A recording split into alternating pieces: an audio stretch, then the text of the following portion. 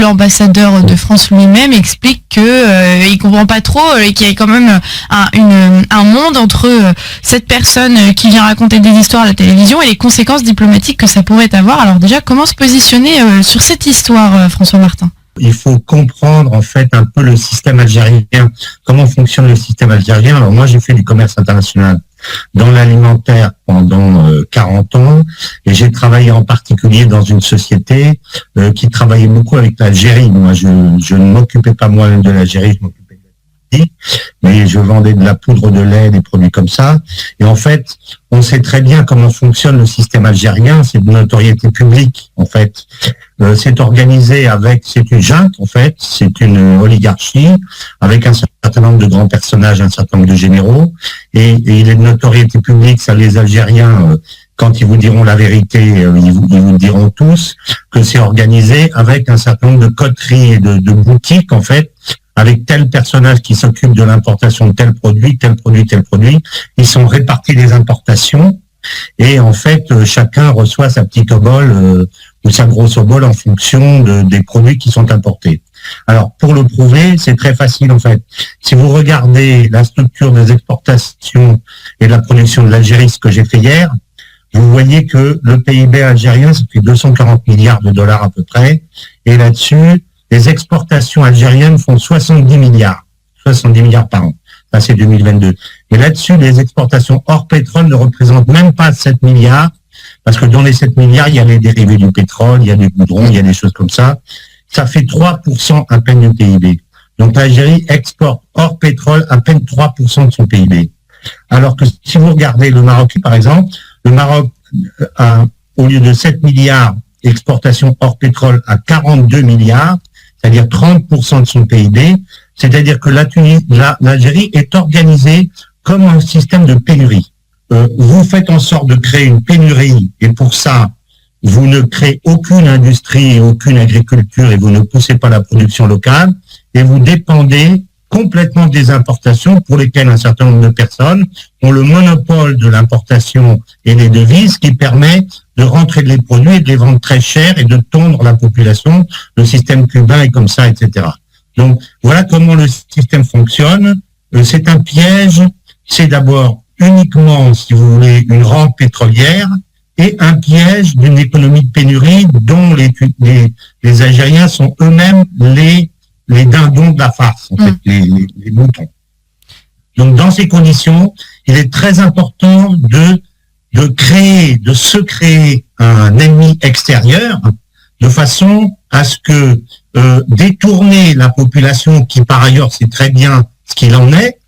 Je rappelle que quand Chirac est allé en Algérie en 2003, le 2 mars 2003, les Algériens lui ont crié « Chirac président », pas président de la France, président de l'Algérie. C'est-à-dire que quand est-ce que tu viens chez nous pour redresser ce système en 2003? Ensuite, ils lui ont crié des visas, c'est-à-dire on veut partir d'ici.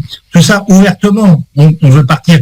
Et il paraît qu'ils lui ont même dit quand est-ce que tu viens chez nous pour remplacer cette bande de types. Donc, si vous voulez, voilà comment. Donc, si on replace ça dans ce contexte, qu'est-ce qu'elle fait? Où est véritablement la place de l'Algérie dans dans la résolution des grands problèmes africains? Où est-elle? Où est la place de l'Algérie dans les BRICS? L'Algérie n'a même pas été admise dans les BRICS. Elle s'est enfermée dans un système de rente, dans un système d'accusation permanent de la France. Ce qui est un jeu. C'est un jeu dangereux pour l'Algérie puisque vous nous expliquez que justement tout son système économique est basé sur l'importation, ce qui devrait impliquer normalement une diplomatie exceptionnelle pour pouvoir continuer justement à entretenir ses liens avec les pays dont elle finit par dépendre. Aujourd'hui, ce n'est pas le cas. L'Algérie... Bien sûr. Mais parce qu'elle fonctionne comme un système en fait de prédation interne, c'est ça.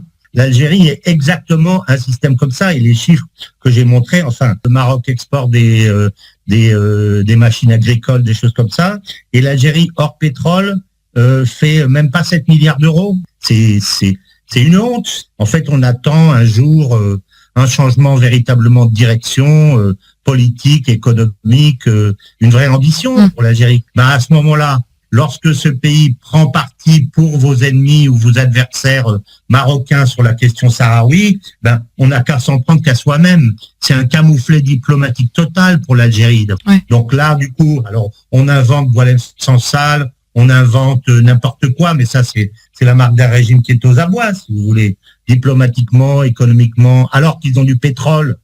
De savoir qu'en faire, c'est un régime qui est aux abois. Oui.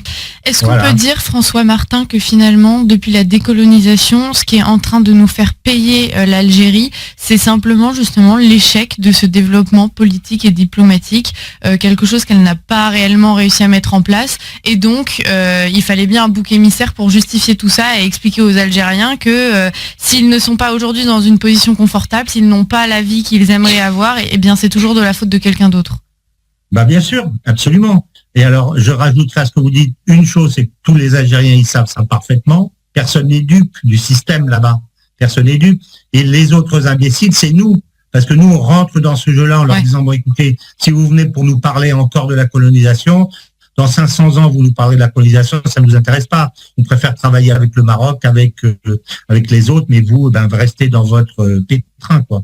Ouais. Et si on tenait ce discours un peu courageux, je suis persuadé qu'on susciterait des réactions au sein de l'élite algérienne, parce qu'il y en a certainement, il y a des oppositions cachées qui sont très mécontentes de ce que l'Algérie fait par rapport à son potentiel. Qu'est-ce que l'Algérie fait de ça, avec la côte qu'elle a, qu'est-ce qu'elle fait de son tourisme?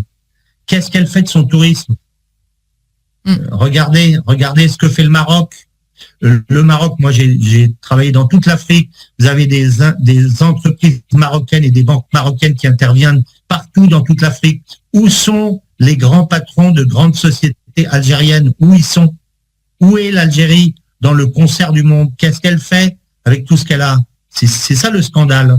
Oui, et puis effectivement, et les Algériens sont pas bêtes, ils le savent très bien. Il pourrait y avoir une carte à jouer, même d'intermédiaire, entre les pays qui veulent justement jouer une carte en Afrique auprès des pays africains.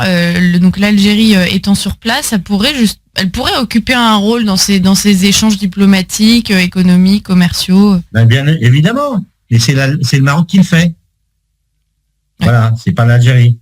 Ouais. Et le Maroc a dépassé, semble-t-il, en parité de pouvoir d'achat, en développement, le Maroc a dépassé l'Algérie récemment, semble-t-il.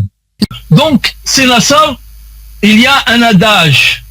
Je rappellerai juste avant de citer l'adage qu'il y a quelques mois, 5 ou 6 mois, où on parlait d'une réunion trilatérale, les services étrangers, la DGSE, le Maroc et Israël. Ou peut-être un an, allez, parce que le temps passe vite. Elle est où cette réunion dont on a parlé, soi-disant les médias et la presse algérienne? Il faut arrêter. L'adage dit à trop crier au loup, on finit par ne plus y croire. Moi, personnellement, je n'y crois pas. Dernière question, vous avez des nouvelles de cet écrivain franco-algérien, Boualem Sansal? Vous avez des nouvelles de lui? J'ai appris avec consternation le rejet par la Cour d'appel d'Alger de sa demande de mise en liberté. Je suis très préoccupé par son emprisonnement. Je rappelle que Boualem Sansal a 80 ans. Et les services de l'État sur place sont pleinement mobilisés pour suivre sa situation et pour lui offrir la protection consulaire à laquelle il a droit. Et vous avez des discussions avec les autorités algériennes ou pas sur ce sujet? Nous utilisons tous les canaux à notre disposition pour faire passer ces messages. Merci Jean-Noël Barrot. Alors je dis, je suis désolée, c'est vrai, j'ai dit 800 millions, c'était 842 millions. Leur chef d'État, M. Tebboune, m'a nommément cité en disant une eurodéputée reconquête anti-Algérie, je suis pro-français. Donc quand on est pro-français, on n'a pas envie de leur donner de l'argent, c'est quand même logique. On leur a laissé des richesses inestimables. On a assez payé pour les dédommager. Avec l'Algérie, on a divorcé en 62, mais on a eu la garde des enfants et on a continué de payer la pension alimentaire.